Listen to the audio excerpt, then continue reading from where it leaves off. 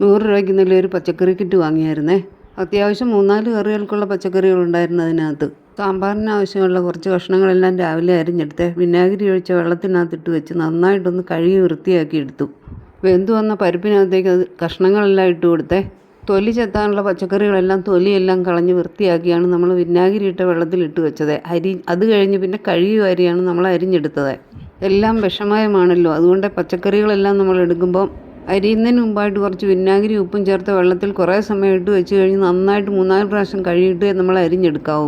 കഷ്ണങ്ങളെല്ലാം ചേർത്ത് കൊടുത്ത സാമ്പാറിൻ്റെ കൂട്ടിലേക്ക് മുളക് പൊടി, മല്ലിപ്പൊടി, മഞ്ഞൾപ്പൊടി, കുറച്ച് കായപ്പൊടി, ഉപ്പും ഇവ ചേർത്ത് നന്നായിട്ടൊന്ന് വേവാനായിട്ട് വെച്ചു. ദോശ ഉണ്ടാക്കാനായി പാൻ വെച്ചപ്പോൾ മോക്കൊരു ബുൾസൈ വേണമെന്ന് പറഞ്ഞു. പിന്നെ പെട്ടെന്ന് തന്നെ ഒരു ബുൾസൈ ഉണ്ടാക്കി. അതിനുശേഷം പിന്നെ ദോശമാവ് കോരി ഒഴിച്ച് ദോശ ചുട്ട് തുടങ്ങി. ഈ സമയം കൊണ്ട് നമ്മുടെ സാമ്പാർ ഒരു 2 വിസിലടിച്ചപ്പോഴത്തേക്കും വെന്ത് കഴിഞ്ഞു. കുക്കറിലാണ് വെച്ചത്. കുക്കറിൻ്റെ എയറെല്ലാം പോയി കഴിഞ്ഞപ്പോൾ അതിലേക്കൊന്ന് താളിച്ചൊഴിച്ചു. വെളിച്ചെണ്ണയിൽ കടുകും ഉലുവയും പൊട്ടിച്ചെടുത്തു. അതിലേക്ക് സാമ്പാർ പൊടിയും കുറച്ച് കായപ്പൊടി കൂടെ ചേർത്ത് കൊടുത്തു. കറിവേപ്പിലയും ഇട്ട് താളിച്ചൊഴിച്ചു. അങ്ങനെ സാമ്പാറെല്ലാം റെഡിയായി വന്നിട്ടുണ്ട്. രാവിലെ സാമ്പാർ വെക്കാൻ പരിപ്പ് നോക്കിയപ്പോൾ പരിപ്പ് തീർന്നു പോയി. പിന്നെ നമ്മുടെ പൊരിക്കടല കുറച്ചുണ്ടായിരുന്നു. അത് നന്നായിട്ടൊന്ന് കഴുകി സവോളയുമായിട്ട് വേവിച്ചെടുത്താണ് കഷ്ണങ്ങളെല്ലാം അതിലേക്ക് ചേർത്ത് കൊടുത്തത്.